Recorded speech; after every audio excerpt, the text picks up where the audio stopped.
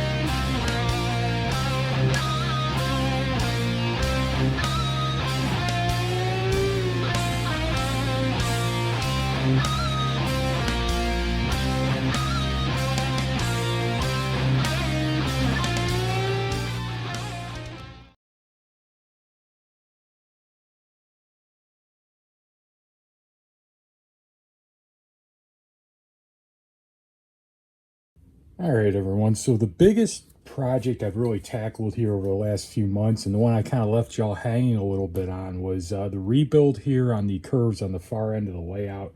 I don't remember how far I was in the last layout with this, but as you guys can see, it's done now. It's actually been done since about the middle of June, end of June, middle to end of June, roughly.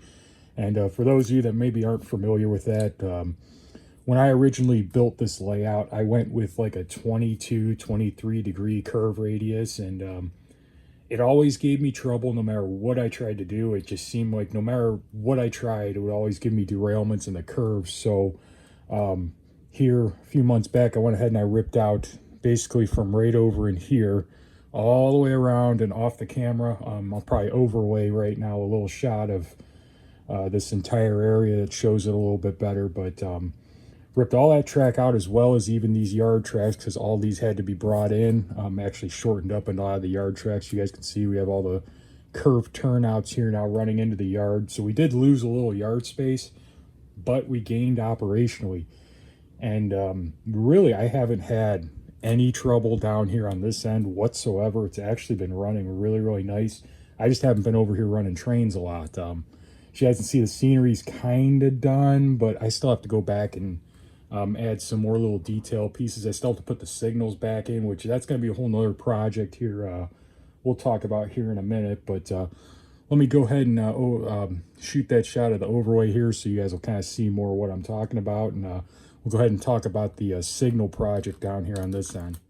All right, so here we are looking at underneath our highway overpass. Here is at what's called CP Duke. You can't see the little shack back there in the back, the little signal bungalow, whatever you want to call it, next to the backhoe. But before, I used to have signals right here for this area, and I've decided I want to change up the signals I have over here.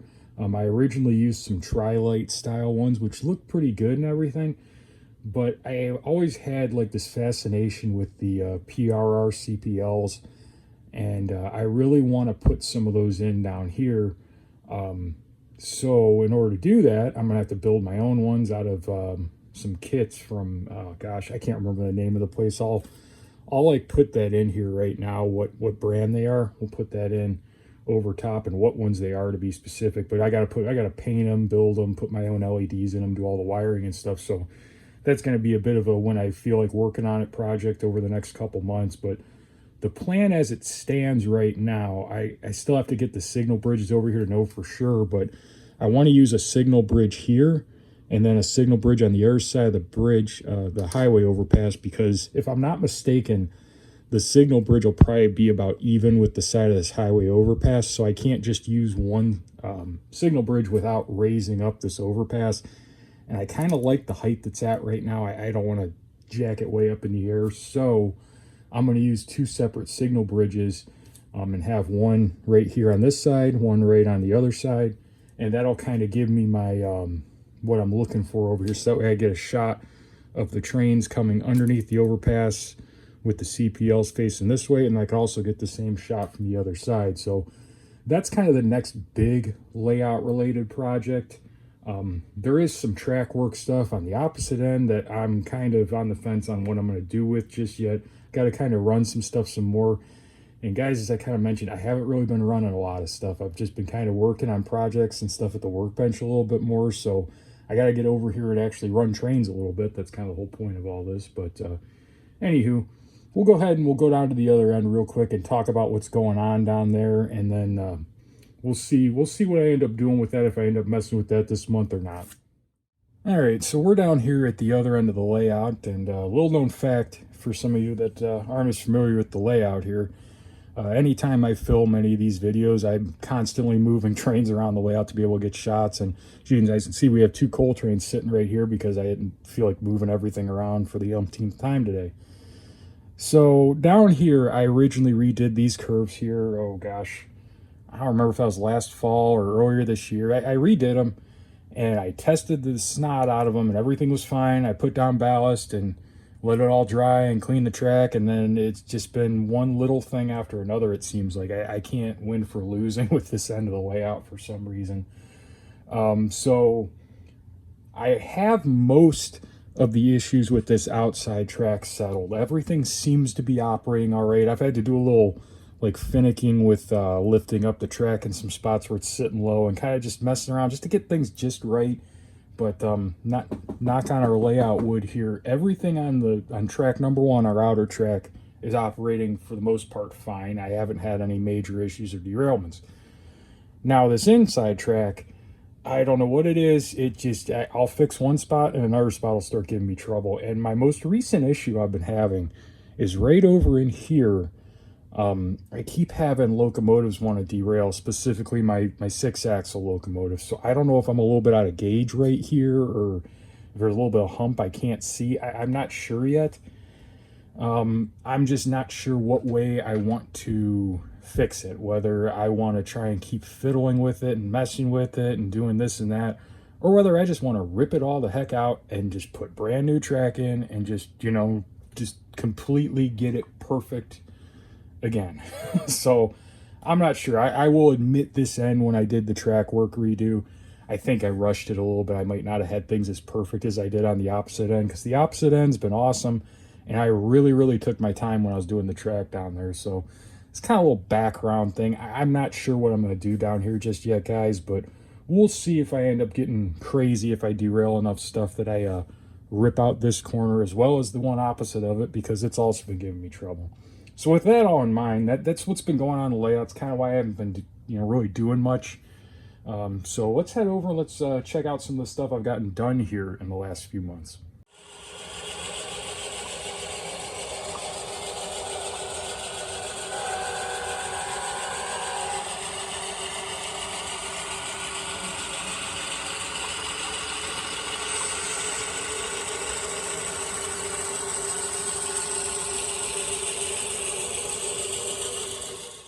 All right, so first and foremost, guys, in our completed projects here, this was kind of one that this has been done since I want to say like May.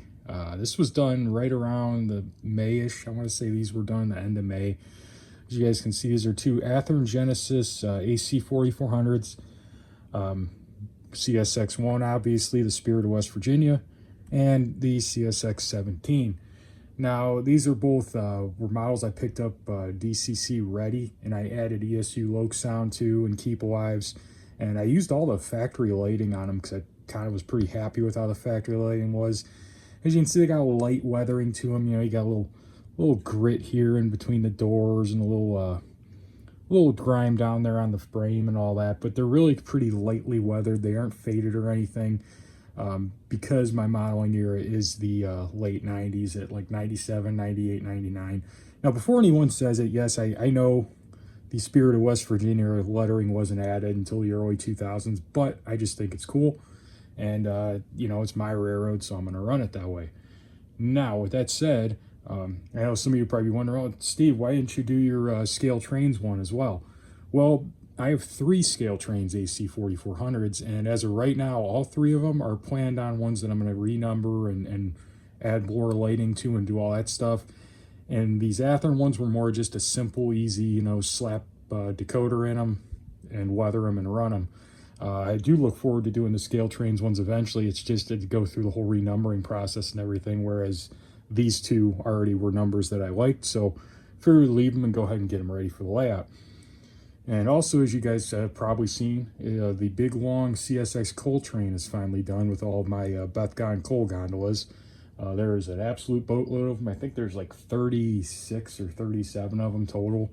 That was another project I got done, was getting all those done and just doing a light weathering on them and getting those to where I could run them. Because I've always kind of wanted to have a CSX coal train, just because I think the YN2 paint scheme is just probably one of my favorite paint schemes of all time, except my favorite Conrail blue, of course, but one of my favorites. And really just these 90s coal trains were just cool to me. So this was kind of a project I've been working on for a while. It took me quite a while to get all of the CSX Bethgons because I'm one of them cheap people that won't pay out the nose for what some of these people are charging for Bethgons. So kind of picked them up a set here and a set there whenever I could get them for the price I wanted to pay. So finally got them all together, finally got them here on the layout. So those are looking pretty cool. I'm pretty happy with how that turned out. We'll show a quick video here of a train going by with all the Bethgons, I'm sure.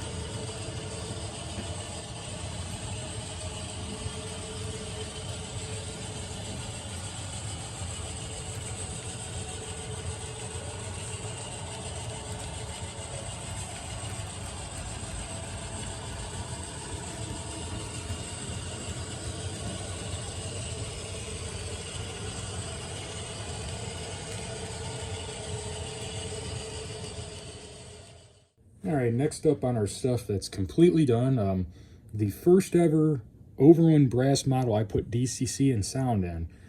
This obviously is a Conrail -840CW, number 6100, and some of you will remember I picked up 2 of these actually for a really good deal, and been in the process of kind of working on them here and there. This one is the first one that's completely done because this one ran in the first place, the other one doesn't, so it's going to take a little more work. But you guys kind of tell here we got, you know, pretty 90s up, you know, the paint's got a good fade to it, and you got all your little rust spots and all that stuff here and there.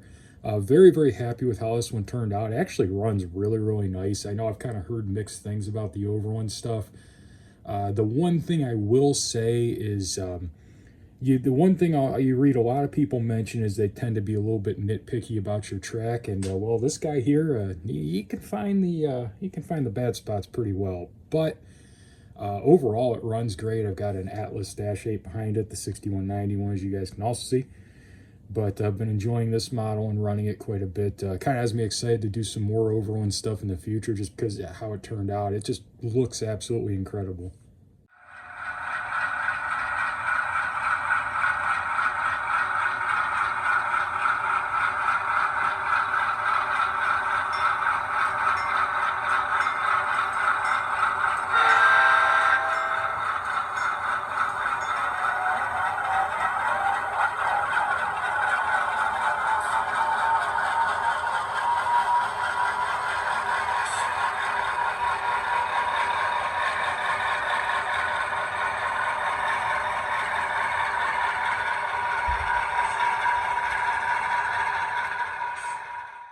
All right, so last but not least here, we have yet another SD45-2 here. This one is the unit to go with my 6659 here. This is a 6658. This one this is a DCC and sound install. I had all my lights, all my usual stuff, did the weathering. I built this one because I was so happy with how the 6659 turned out. I wanted to do another one, so that's how this one here came to be. As you can see, this one's got a little bit different style ditch lights on it. They're a little bit farther spaced out, whereas the 6659 has them a little bit more centered. But I did my usual stuff here, added the little brake pipe detail and opened up a cab door. Just one on this one because the other one has both cab doors open. But really, really happy with how this one turned out. Yet still haven't hooked it to a train yet because, well, as you guys can tell, there's a lot going on in the layout right now. So haven't really gotten a chance to really lead a train with it and get any video footage of it yet, but very, very happy with how it turned out and look forward to doing more of these in the future. All right, so for the most part, guys, that's going to wrap up what I've done, like locomotive and freight car building. I hadn't really accomplished that much. You guys will see why when we get over to the workbench with what other stuff I've been working on. But I wanted to get a shot here just kind of the whole yard area as a whole. I think I mentioned in the last video that I'm kind of taking certain locomotives off that have been on the layout for a while and making room for some new stuff as I build it to have room and places to go on the layout. And I also finally got around to burning a new decoder for the 6953 here because that other decoder I just could not get to work right. So I ended up finding one I had sitting around and put the sound file on it, and now it runs great. But unfortunately, as you guys can see, the main line's kind of full right now, so I got to move stuff around so I can get that unit out with the MT4 slug and run it a little bit. Another big thing I've been doing is kind of toning back my freight car fleet that's on the layout a little bit and trying to put stuff away and, again, just make room to be able to run more stuff. I've had a problem where it's like it seems like I build all these really cool cars and get them over on the layout and they look awesome. I run them in trains and I can never bring myself to put them back in the boxes and put them away to make more room for stuff. And unfortunately, that's kind of the realities of having a smaller layout is you have to put stuff away, and it sucks, but I need to do it to be able to run more and have more fun. So right now, the plan is for this month, I want to actually get the welded rail train. I'm probably going to run it a few more times with some different power in front of it and shoot some video of it. And then I'm going to put it away into some storage boxes so we can maybe get out an auto rack train or something else fun to run here. So that's what's been going on the layout specifically. Let's head over to the workbench and see some of the madness I've been up to. Because, guys, I'm losing my mind a little bit, I think. All right, everyone. So we're over here at the workbench now. We're going to go ahead and kind of show a little bit of what's been going on here, my shenanigans I've been up to. Now, first and foremost is a project I've been kind of dreading doing, but I really need to do. I'm sure some of you will recall these Class 1 Model Works box cars that I did a just wonderful review on how terrible the decaling was on them. And probably kind of hard to tell here, but, you know, we were starting to experiment a little bit on how well the decals are going to come off, and that's kind of a project I want to start to tackle this month, because those of you that'll remember, they did the old Rapido where they just kind of, you know, came up with lettering and just kind of used the same exact lettering style for three cars. And that same lettering style didn't match any of the 3 cars they did, as well as it's got this like poo-poo brown. Doesn't look that bad in the camera, but in person it's just very like Roundhouse, Athearn, Walthers, like what are you doing to me brown. It doesn't really match my other ones, so these have to have the decals stripped off and repainted, you know, so I got my dummy trucks on there for that project. So that's kind of one of them things I'm just going to start removing the decals while I'm working on other stuff, and I could use some Solvaset to do that in the plastic here. For those of you that don't know that trick, you put some Solvaset on, then you put some plastic over top of it, and you can see it's just a piece of an old bag, and you let it sit there, and then it'll pretty much remove the decal, it'll loosen it up, so you can just knock it off with the Q-tip kind of deal there. Hoping I could do all this without destroying all the detail on these cars, but what are you going to do? We'll see how that works out for me. Also, we'll go ahead and, here's our signal bridge deal I was mentioning earlier, and our signal heads here. These are from Showcase Miniatures here. If I can get that guy to come out and say hello. Those you have to pretty much put them together yourself. You got to put all the LEDs in there, so I'm kind of not excited about doing that, but I've done it before and it worked out, so we're going to go ahead and do it again because I am far too cheap to buy pre-built signals, that's for sure. So let's put that back there. Now the big project I'm sure everybody's been waiting for here, all of our slug builds that have been taking forever. Here we have the first one, and this will be by far the cleanest one here, the 6946 and the 1122 here, as you guys can kind of get a little side-by-side deal with that. You guys can tell they're not quite done yet. I still have to finish doing the number boards on these, and that's going to be a bit of a common theme y'all are going to see here in a minute, is I'm just getting these finished finally. All the weathering, all the stuff. I don't know why I thought it would be a good idea to do 4 sets at once like this, but I did, and well, you guys are going to see in a minute, I'm a little dumber than I thought, so let's go ahead and let's get the next one up here. Next up, we have the 6941. And the 1111, here you go here.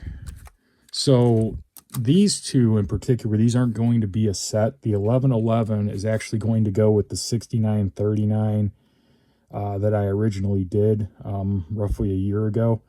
And the 6941 will go with the 1114 that's currently with the 6939. And long story short, when I originally did my original slug build with the 6939, all the pictures I found had it hooked to the 1111, but I actually have an Overland brass version of that, and I didn't want to double up on a number. Well, here we are a year later, and I decided to go ahead and build my own 1111 because I'm not going to weather the Overland one or anything. I'll put DCC and sound in it eventually. You guys will see that unit eventually whenever I get around to filming a video on it, but this is the first set. This one I just have to put clear coat over the number boards on both of these, and then these will be done. This was a full repaint here for the 6941. And of course, all the custom work I had to do with the 1111 as well. It was a full build from a shell from Pacific Northwest Resins. Next up, we have the 6943 and the 1123. Now for this set, as well as the next set you guys are going to see, there's a specific picture I found from the 90s of these two units hooked together, the 6943 and the 1123. And that's what inspired me to pick these numbers and build this set. That's why it's these two specifically together. I did that with a few of these sets just because there's just something about the picture and it just spoke to me, and it's the way I wanted to do it. So now the cool thing here with the 6943 is, if you guys can see here, there's that little bit of black showing through here. When I was looking at the picture, I originally thought that was just dirt or soot or something. That's actually the Penn Central bleeding through on the 6943. So naturally, I had to recreate that.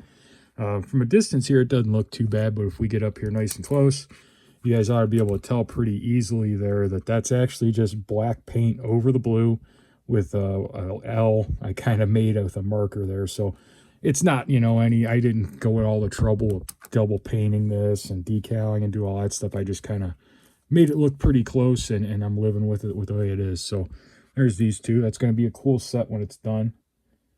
And then last but not least for these is probably my favorite pair out of the whole bunch here. just because the picture I found of them was just awesome. And these really came out cool. So I'm very happy with these two here, the 6950 and the 1100. Again, I found a picture from the late 90s with these, and there's just something cool about the can opener with a quality unit and just mix the mismatch kind of thing.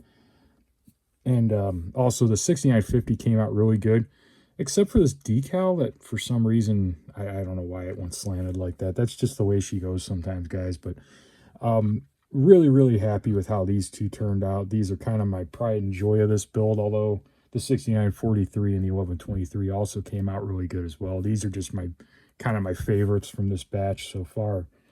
So that's kind of been the main project, has just been doing all of the finish work on these, because it's just doing the same thing over and over again with, you know, more than one model. It takes forever and a day, it seems, to do this stuff. So these ones, I really just need to clean off the wheels and clear coat over the decals, and then they'll be done. And then, well, herein lies our problem, guys. You know, me and my infinite wisdom, you know, I just can't, I can't not do something. So, you know, next thing you know here, we got the 1108, which will go with a 6959 I already have built.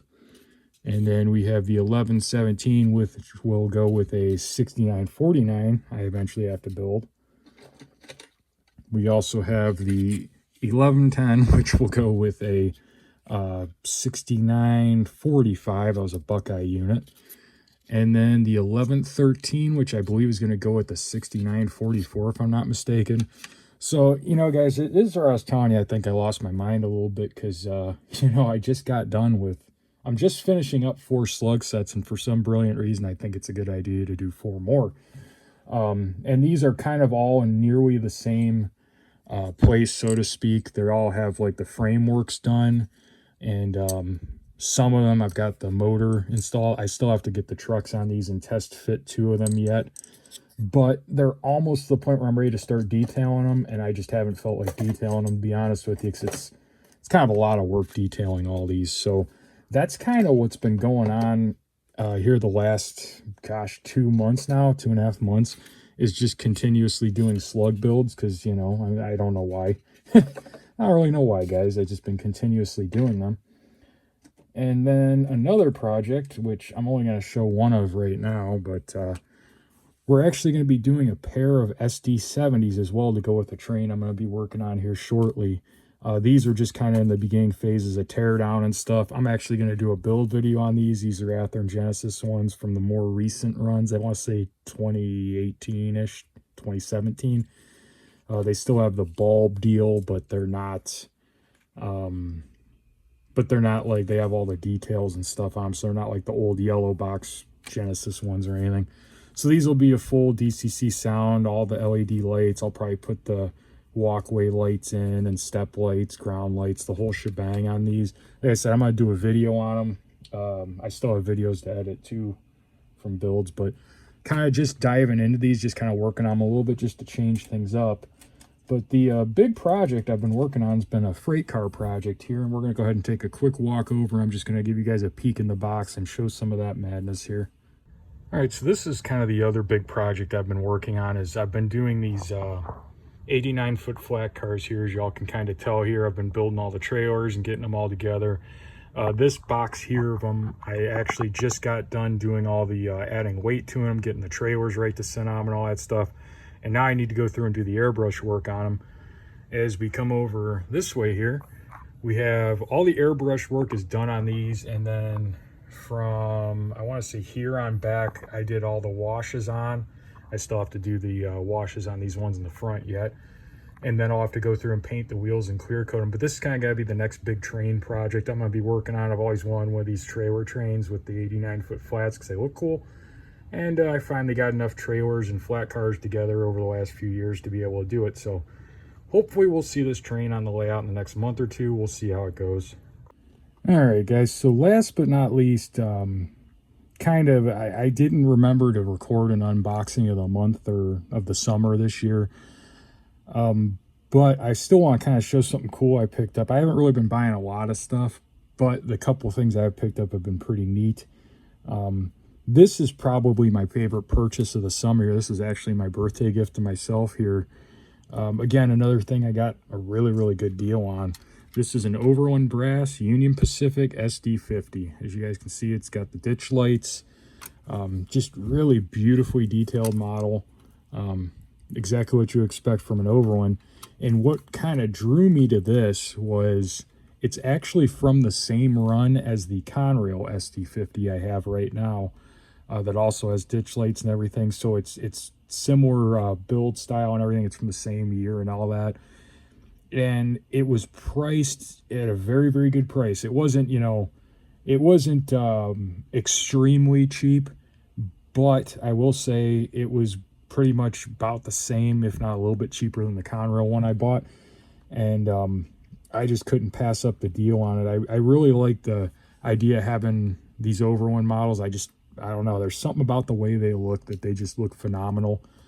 And I've been very happy with how the few I have so far run. They actually operate really, really nice. So I look forward to adding DCC and sound to this one, hopefully here a little bit later this year. We'll see how far along I get. But I think one of the things I really enjoy about these is just the weight to them and how just crisp all the detail work is, and the fact that they're handmade's kind of neat too. And with the prices on models today, you're getting within $50 to $100 of one of these anymore. And that's what's wild to me, is that, for $50 or $100 more than what a lot of these manufacturers are starting to charge, I can get a handmade limited edition brass locomotive. Given, yeah, okay, it doesn't have DCC and sound and it's this or that, but to me, these are worth the money compared to some of the stuff I'm seeing anymore price-wise. So naturally picked this up. Just wanted to share it with you guys. It's just cool, This brass stuff's kind of neat. And whenever you can get a deal, you got to take advantage of it. But that's kind of do it for what we've got going on here on the layout this month. Maybe I'll throw in another tidbit on locomotive assignments or something from my Conrail journal books. I did want to ask real quick, anybody out there, I've been kind of contemplating getting into 3D printing, doing freight cars. If anybody has any real knowledge, or a lot about that stuff, is it worth getting into? Is it worth buying a 3D printer and printing freight cars and doing all that stuff? Because the prices I'm seeing anymore, it just seems like there's got to be a better way to do this stuff. I guess the example I'll use right now would be if I was doing like a unit train, like the Coke Express hoppers will be a great example. Spending $45 to $50 a car is just not in the cards for me as a modeler. I'm not going there for a unit train car. And what I was curious about, maybe some of you guys can elaborate, if I was to do like a 40 car unit train, and after I buy the 3D printer and the resin and all that stuff to do it, what would each car actually end up costing me? Like excluding the wheels and couplers, would I be like $10 a car to print the body? What do you guys that have done it before know? If anybody can, kind of give me a little insight into that. And then if anybody like has recommendations, or if there's a video you guys watch that, really explains it a little bit better. I've been kind of having a hard time trying to find something that's explaining things in a way I'm going to kind of understand. I know you got to have somebody design the car and do all that stuff, and I know that's not going to be cheap, but again, if I'm doing like a 40 or 50 car unit train of like hopper cars or something, if I could do those cars for say $10 to $15 a car, that's a heck of a lot more affordable than spending $50 or $40 a car. I just do not want to spend that and don't intend to spend that. So if anybody's got any insight on the 3D printing stuff, please put it down in the comments. Let Steve know here, because Steve's looking to change things up a little bit, looking to try out some different stuff and kind of keep the costs low. I know like a good example would be, I want to do a unit train of the Norfolk Southern Top Gun coal cars, the like the popper car with the flat bottom. And I know Atlas did them, BLMA did them, but guys, you go to buy them on eBay, they're $40 to $50 a piece. And I'm just not spending that kind of money. So if I could do them 3D printed, okay, maybe they won't have, maybe the detail on like the handrails and stuff won't be that fine and crisp, and the stirrups won't be, this or that and all that. But you know something, guys, I don't really care. I just want them to look pretty damn good, you know, to where if you weather them up a little bit, nobody's going to notice that the hand rolls might be a tad thicker and all that stuff. So you guys let me know down below if you know anything about 3D printing, you have any advice or any recommendations, what your guys' thoughts are. Just shoot it down there and let me know. But as always, I want to thank everybody for watching, for liking, for commenting, subscribing. I want to apologize to everybody that I haven't commented back on because, well, guys, honestly, I haven't opened up the YouTube app thing, and probably since May, I want to say, is the last time I opened it up. So I got a lot of people I gotta get back to. I'm really sorry, guys. Um, give you a last little bit. I kind of changed jobs at the beginning of June. Went back to a job that pays very well, but is a bit more demanding. So kind of one of those trade-off things. I kind of need the money, and it's going to be a better thing for me in the long run, better opportunity in the long run. But as a downside, I'm working a lot more. I'm a lot more tired, so I'm just not up to spending 6 hours a week editing videos. So, but anyways, as I said, guys, I want to thank you all for watching, for all the comments, all the likes, all that stuff. I really appreciate each and every one of you out there. You guys, really a great community and a lot of good things. I hope you guys are all having a good summer and having fun on your railroads. And hopefully I'll have another video out for you guys here very soon should UPS ever decide to deliver the dang package. Probably put that up on the screen right now. There's shenanigans here recently. All right, everyone. So here, as you can see here in the background, we have the GP15 assignments from January 13th, 1998, for your guys to check out here in the background. Little note here from the future, UPS did deliver that package. I don't know what the heck the problem was, but they for some reason kept saying it was delayed. I didn't delay it. I didn't want it delayed. I just wanted it to get delivered, but it finally got delivered, so look for that video hopefully next week. But anyway, guys, thanks for watching. Enjoy this last video here, some trains running, and I'll see you in the next video.